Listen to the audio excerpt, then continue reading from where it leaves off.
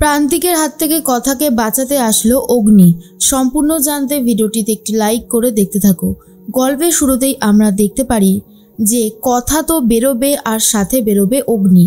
অগ্নির আজকে একটা বড়সড় বিজনেস মিটিং আছে, তার জন্যই কথা অগ্নিকে ভালোভাবে বলতে থাকে যে আপনি কিন্তু মাথা ঠান্ডা করে সব কিছু শুরু করবেন পাচক মশাই। এমনিতেই আপনার যা মাথা গরম, এর জন্য তো আমার মাঝে মধ্যে খুবই ভয় লাগতে থাকে। অগ্নি তখন বলে, তুই নিজের খেয়ালটা আগে রাখ, বুঝেছিস?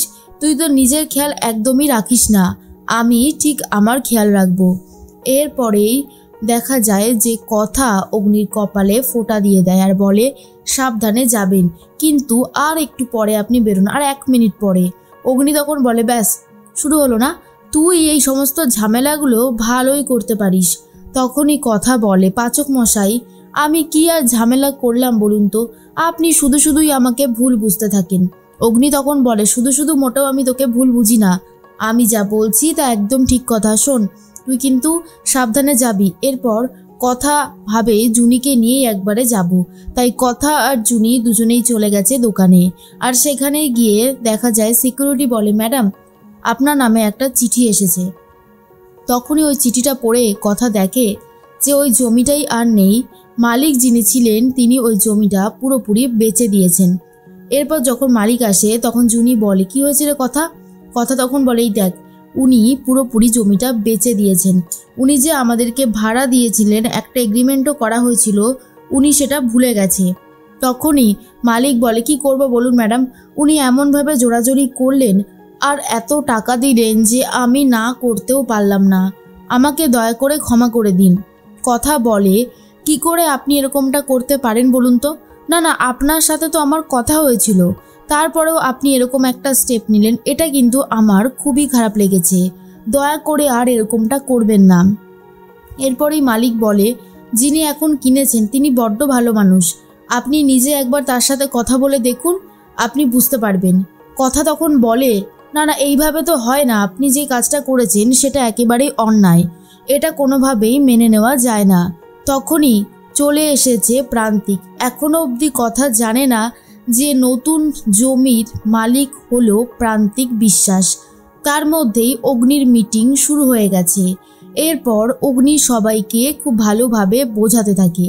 ঠিক তখন অগ্নির কপালে দেখে যে হাত দিয়ে দেখে যে কপালে রয়েছে ফোঁটা, আর বলে, এই গোবর দেবীটা যে মাঝে মধ্যে কি করে না। তখন মিস্টার রায় বলে, আরে থাকুক থাকুক, ওটা হলো কথার বেস্ট উইশেস আপনার জন্য। এভি আপনি খুব লাকি যে কথার মতন একটা মেয়েকে নিজের জীবনসঙ্গী হিসেবে পেয়েছেন। কথার মতন মেয়ের কিন্তু এই পৃথিবীতে সত্যি খুবই অভাব আছে। এরপর অগ্নি বলে, যা বলেছেন সত্যি, কথা মেয়েটা খুবই ভালো। এরপর অগ্নি তো আবারও বিজনেস মিটিং বোঝাতে শুরু করে দিয়েছে। এদিকে কথা যখন দেখে প্রান্তিক বিশ্বাস এই জমিটা কিনে নিয়েছে, তখনই কথা বুঝতে পারে যে প্রান্তিকের অন্য কোনো ইচ্ছে করে এই কাজটা করেছে, কারণ ও আমাকে টাইট দিতে চায়। তখনই প্রান্তিক বিশ্বাসকে দেখে জুনি ভয় পেয়ে যায়। জুনি বলে, প্রান্তিক তুমি এই কাজটা কেন করলে? কথা তো একটা নিজের ইচ্ছায় দোকান খুলেছিল, তুমি এইভাবে ওর স্বপ্নটাকে নষ্ট করে দিতে পারো না। তখনই প্রান্তিক বলে, আমি কি পারি আর কি পারি না সেটা না হয় পরেই বোঝা যাবে, আমি কোনো ঝামেলা চাইছি না। তোমরা যদি এই ব্যাপারটা আমার সাথে মিটমাট করতে চাও তো আমার সাথে আলাদাভাবে শান্ত হয়ে কথা বলো, এরকম রিয়্যাক্ট করলে আমি কোনো কথা বলতে ইন্টারেস্ট দেখাবো না, তাই যা বলবে খুব সাবধানে বলবে।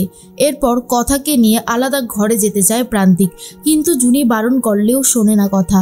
এরপর কথা আর প্রান্তিক একটা ঘরে চলে যেতেই ইচ্ছে করে প্রান্তিক দরজাটা লক করে দেয় আর বলে, এই দরজাটা রিমোট দিয়ে বন্ধ হয় আর রিমোট দিয়েই খোলে, এখন তো এই রিমোটের ব্যাটারিও শেষ হয়ে গেছে, তাই কোনোভাবেই এই দরজাটা আর খুলবে না। এরপর অগ্নির কথাই বারবার মনে করতে থাকে জুনি আর বলে, আজকে যতদূর শুনেছিলাম অগ্নিদার একটা গুরুত্বপূর্ণ মিটিং আছে, এখন ফোন করাটা কি আদেও ঠিক হবে? কিন্তু কথাকে এইভাবে প্রান্তিক নিয়ে গেল আর ওই ছেলেটাকে আমি একদমই বিশ্বাস করি না, না না, যা করার আমাকেই করতে হবে। এরপরে অগ্নির কথাই বারবার ভাবছিল কথা নিজেও। তখনই প্রান্তিক বলে, কথাকলি কুহ, বারবার আমার প্ল্যানে জল ঢেলে আমাকে জেলে পর্যন্ত তুমি পাঠিয়েছ। কি ভেবেছিলে এত তাড়াতাড়ি প্রান্তিক বিশ্বাস চলে যাবে? প্রান্তিক বিশ্বাসকে কেউ মাত দিতে পারবে না। বারবার প্রান্তিক বিশ্বাস ফিরে এসে বদলা নেবেই। এর মধ্যে কথা বলে, আমি কিন্তু অন্যায়ের প্রতিবাদ করেছি। আপনি অন্যায় করেছিলেন, তাই আমি সেই প্রতিবাদ করে আপনাকে জেলে পাঠিয়েছিলাম, কিন্তু আপনি এরকমটা করতে পারেন না। এদিকে অগ্নি তো বিজনেস মিটিংয়ে ব্যস্ত। বারবার করে জুনি ফোন করতে থাকে, কিন্তু অগ্নি কিছুতেই আর ফোন ধরে না।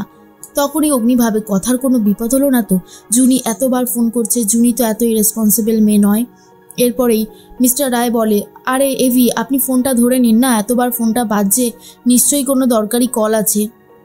অগ্নি ফোনটা ধরে।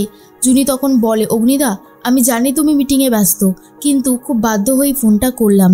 প্রান্তিক বিশ্বাস কথাকে ঘরে ডেকে নিয়ে গেছে, তারপর আর কোনো সারা শব্দ নেই। ওই যে জমিটাতে কথা হারবালের এই দোকানটা করেছিল, এই জমিটা প্রান্তিক বিশ্বাস কিনে নিয়ে কথাকে বিপদে ফেলার চেষ্টা করেছে। তুমি এক্ষুনি চলে এসো। তখনই অগ্নির তো মাথায় খুব রাগ চেপে যায় আর সবাইকে বলে, সরি, আজকে আমি আর এই মিটিংটা কন্টিনিউ করতে পারবো না, আমার স্ত্রী একটা বিপদে পড়েছে। তখনই আশিসবাবু বলে, আচ্ছা ঠিক আছে এভি, আপনি যান, আমি এদিকটা সামলে নিচ্ছি। এদিকে কথার সাথে প্রান্তিক খুব খারাপ বিহেভিয়ার করতে থাকে, যার জন্য কথা খুবই রেগে যায়। এরপর আস্তে আস্তে প্রান্তিক রীতিমতো অস্ত্র ছুটতে থাকে কথার দিকে। কথা তো খুবই ভয় পেয়ে রয়েছে, তার মধ্যে চলে এসেছে অগ্নি আর জুনিকে বলে, জুনি, কথা কোথায়?